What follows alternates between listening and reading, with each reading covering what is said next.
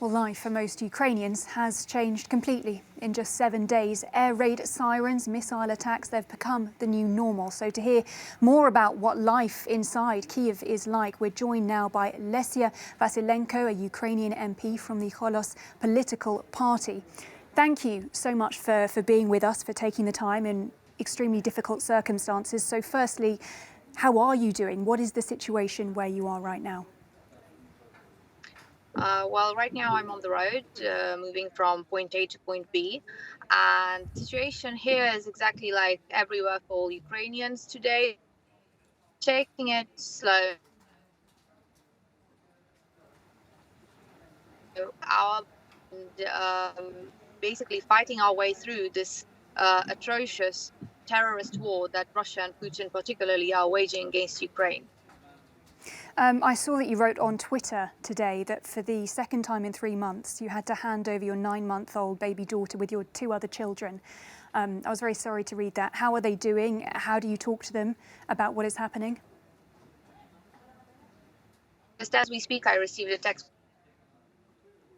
message saying, and they got to the place where they're supposed to be. But it is true that the most difficult point in these 7 days was yesterday, when I realized that I don't know the exact date when I will be seeing them. Although I told them that it's going to be sort of like when they go off on holiday without me, or when mommy goes on a business trip. But the big difference is that holidays and business trips, they have a definite date when you come back and when you're reunited. This particular case doesn't have an end date. The is when all of this will end is Vladimir Putin, who is the one calling the shots, literally, on all of Ukraine. And I can see that you're on the road at the moment, that you're moving right now. Do you intend to stay in the Ukrainian capital? I also saw a picture of you online with a rifle. Would you fight? I would if my life was put in danger. And right now, with all the Russian soldiers roaming the road of Ukrainian villages and towns, being lost, not able to find their way back to their military battalions, what we see is a lot of trespassing. And since they have the task to kill Ukrainians, this is what they do in towns, in villages, all across the country. So to have a gun in your home is an essential need at this point in time. The same as having water, the same as having bread to eat. So this is why a lot of Ukrainians, if not all, are armed in this very difficult time.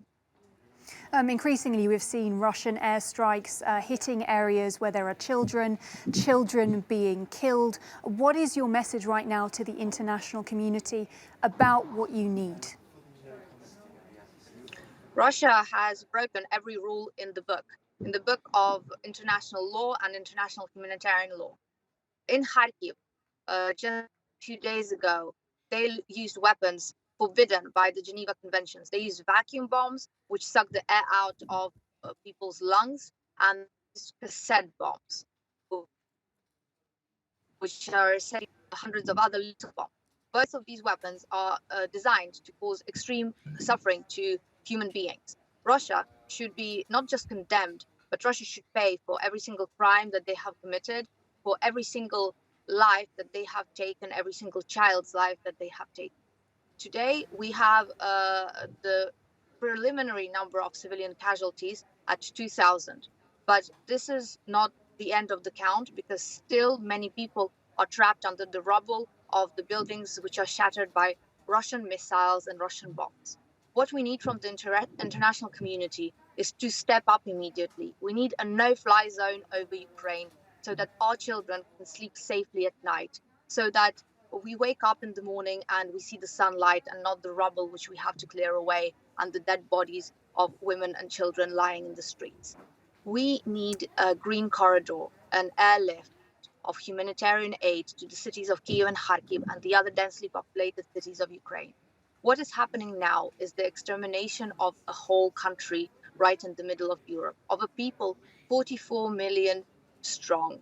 And this is done by one man and one man only, Vladimir Putin, and he must be stopped. Sanctions are good, and we are very grateful for those. But physically, here on the ground, we need the Allied powers to fight with us in the air, on the seas, and on the ground, shoulder to shoulder with Ukrainian soldiers. It's only like this that we can counter the largest army in Europe and the biggest aggressor and terrorist in the world.